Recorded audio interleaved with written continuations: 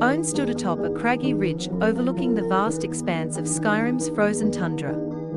The cold wind bit at his face, carrying with it the faint scent of pine and the distant howl of wolves. Head-justed the heavy fur cloak draped over his shoulders, his Argonian companion, Sesha, silently observing the horizon beside him. They were an unusual pair, drawn together by shared purpose and a sense of mystery that seemed to follow them wherever they wandered. "It's a rare sight, the landscape of Skyrim," John murmured, his voice tinged with a reverence reserved for the gods themselves. The rugged peaks of the throat of the world loomed in the distance, their snow-capped summits piercing the heavens. Between the mountains and their perch lay rolling plains dotted with ruins, their silent stones whispering tales of ancient mysteries and forgotten glory. Sesha nodded, her scaled features betraying a quiet contemplation. "Rare, yes," she said, her voice soft yet firm. "Like us, perhaps. Wandering, searching for meaning." John's gaze lingered on the horizon. He was a traveler, a seeker of knowledge and truths buried beneath layers of myth and shadow. Skyrim's wild beauty mirrored the turmoil within him, a world untamed, filled with danger and wonder in equal measure. As they descended the ridge, the crunch of snow underfoot mingled with the faint murmurs of a stream winding its way through a grove of evergreens. John paused to drink from the water, his reflection shimmering in the ripples. He saw not just a man of 40 winters, but a spirit weathered by time and shaped by holy moments. Each scar and wrinkle told a story, some of which even Heckle barely recount. The pair's journey brought them to the edges of a forgotten temple. Ivy and frost had claimed Theon's grand structure, its ornate carvings now barely discernible beneath nature's relentless touch. John traced the patterns with gloved fingers, feeling a connection to the hands that had crafted them centuries ago. "Praise the Lord who created this world," John whispered, his words carried by the wind into the depths of the ruin. "There's a mystery here, Sesha. Can you feel it?" Sesha crouched near a broken pillar, her sharp eyes scanning the intricate details. "Mystery abounds, John. But it is not ours to claim. We are but travelers, witnesses to what remains." They ventured inside, torches casting flickering light on walls adorned with faded murals. The air grew heavy, charged with an almost tangible energy. John couldn't shake the feeling that they were being watched, not by mortal eyes, but by something older, something eternal. In the heart of the temple, they found a small pool of water. Its surface was unnaturally still, reflecting the glow of their torches with a crystalline clarity. John knelt beside it, his breath catching as visions danced upon the surface. He saw landscapes both familiar and alien, moments of triumph and despair, faces he'd never met yet somehow knew. "What do you see?"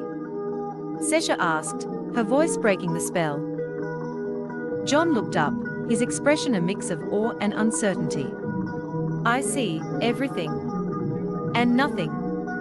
It's like the water knows." "Perhaps it reflects what you carry within," Sesha offered, her tone measured. "A rare gift, to see oneself so clearly."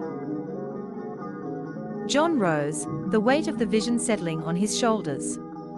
He turned to Sesha, his resolve hardening. "We'll press on. There's more to discover here, more than I ever imagined." As they left the temple, the first light of dawn broke over the mountains, casting the land in hues of gold and rose. The journey ahead was uncertain, fraught with danger and mystery. Yet John felt a renewed sense of purpose, as if the land itself had whispered a secret into his soul. Together, he and Sesha walked toward the horizon, their silhouettes merging with the endless expanse of Skyrim's wild beauty. The road was long, the answers elusive, but for the first time in many moons, John felt at peace. In the shadowed corners of the College of Winterhold, nestled among ancient tomes and weathered scrolls, resides an elder lawmaster known as Calendar. With a voice like the crackling hearth, he speaks of tales forgotten and truths obscured by time. Tonight, before an eager audience of scholars and adventurers, Calendar shares the tale of John, a wanderer of mysterious origins. Ah, yes, the story of John, Calendar begins, his eyes glinting with the light of the flickering brazier. Few have walked the paths he has tread, and fewer still have returned to speak of them. John's tale begins far from Skyrim, beyond the northern seas, in the verdant lands of High Rock. He was born in a small hamlet near the Jalsey River, a place where the river's flow carried whispers of opportunity and danger alike. The lawmaster's hand gestures to an aged map spread across a table. His family, humble fisherfolk, toiled in harmony with the river's bounty. Yet, even as a child, John's gaze often strayed from the water's edge to the distant mountains. He was marked by a curiosity that could not be contained, a yearning to understand the mysteries of Nirn. In his youth, Calendar continues, John befriended a wandering Breton scholar who had taken refuge in the hamlet. This scholar, Weilacher, saw in John a kindred spirit and introduced him to the arcane arts. By candlelight, John pored over texts on restoration magic, ancient histories, and the celestial movements. His natural aptitude for learning was rivaled only by his compassion for others, a trait rare among those who seek the path of power. The lawmaster's voice lowers, drawing his listeners closer. But life in High Rock is not without its trials. When John was but a lad, marauding bands of mercenaries descended upon the hamlet, pillaging and burning in their wake. The tragedy claimed his parents, leaving him adrift. Yet, where others might have succumbed to despair, John found resolve. With Valen's guidance, he mastered the art of healing and defense, vowing to protect those who could not protect themselves. When he came of age, Calendar says, John departed High Rock, drawn by tales of distant lands. His journey took him across Hammerfell, where he learned the ways of endurance under the harsh desert sun, and into Cyrodiil, where he witnessed the fractured politics of the Empire firsthand. It was in Cyrodiil that he encountered the writings of Jürgen Windcaller, and the philosophy of the way of the voice took root in his mind. A student interrupts, but how did he come to Skyrim, Master? Calendar nods approvingly. Ah, that is where the tale takes a fateful turn. During his travels, John learned of a civil war brewing in Skyrim and the return of dragons, creatures thought to be no more than myth. Compelled by his thirst for knowledge and his desire to aid the innocent, he crossed the Gerald Mountains into the frozen north. Little did he know, his arrival would coincide with an event that would alter his destiny forever. John was captured by an Imperial patrol, the lawmaster recounts, mistaken for a Stormcloak sympathizer. Bound for execution, his fate intertwined with that of a dragon attack on Helgen, a moment that would thrust him into Skyrim's turbulent history. From those ashes, John emerged, not just as a survivor, but as a seeker of truth in a land torn by strife. Calendar's voice softens, a note of reverence entering his tone. Today, John walks the breadth of Skyrim, aiding its people and seeking answers to questions most dare not ask. Some say he is guided by the divines. Others believe he is simply a man determined to leave the world better than he found it. Whatever the truth, John's story is still being written, one step, one choice at a time. The audience sits in thoughtful silence, the weight of the tale settling upon them. Calendar leans back, his expression unreadable. And that, my friends, is the story as I know it. May the winds of Skyrim guide John on his journey, wherever it may lead. But even as Calendar's words fade, the shadows in the room seem to ripple with secrets yet untold. The lawmaster leans forward again, his tone shifting to a conspiratorial whisper. There is one more detail, a whisper that comes from the lips of the winds themselves, a truth buried in layers of mystery. It is said that John's origins may not lie in Nirn at all. The listeners exchange puzzled glances, their curiosity reignited. Calendar's gaze sweeps across them, gauging their readiness to hear more. Have you ever noticed, he begins, how the stars above Skyrim seem different from those in other lands?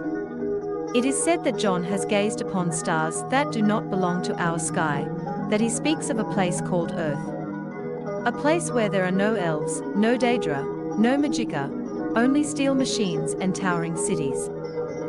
Nonsense, a voice calls from the back of the room. But Calendar's expression remains solemn. Perhaps, he replies, but the signs are there. John's knowledge of restoration magic is uncanny, as if he has studied methods entirely foreign to Tamriel. He has spoken of devices that harness the power of lightning without a mage, and of vessels that fly through the air with no dragon to carry them. The lawmaster continues, his words weaving a tapestry of wonder and unease.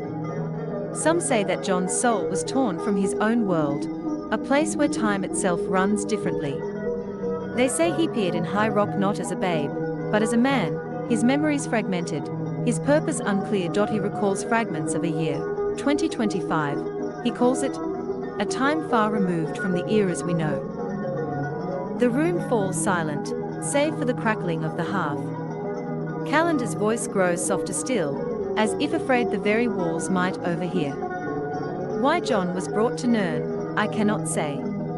Perhaps it was the will of the divines, or perhaps the meddling of Daedric princes.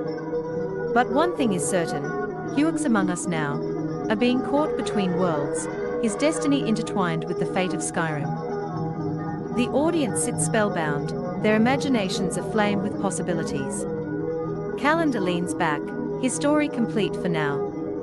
Yet the air in the room hums with questions, as if John's true tale is still unfolding, waiting for the next chapter to be written. The road beyond the temple led them through the dense forests of Forkreath, where shadows played tricks on the mind and every rustle of leaves hinted at unseen eyes. Sesha was alert, her Argonian instincts honed by years of survival. John, though equally wary, found himself lost in thought, the visions from the temple pool lingering in his mind.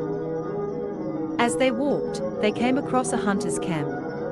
A lone Nord, rugged and weathered, sat by the fire roasting a rabbit. He greeted them with a nod, his gaze lingering on Sesha with a mix of curiosity and wariness.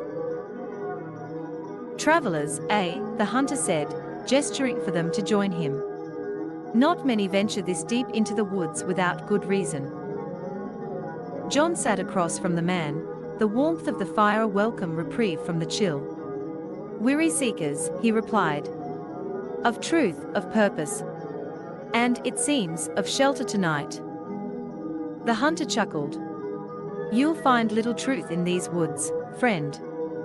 Only beasts and shadows. Butchery welcome to share my fire. They exchanged stories as the night deepened, the hunter recounting tales of encounters with Spriggans and the occasional bandit.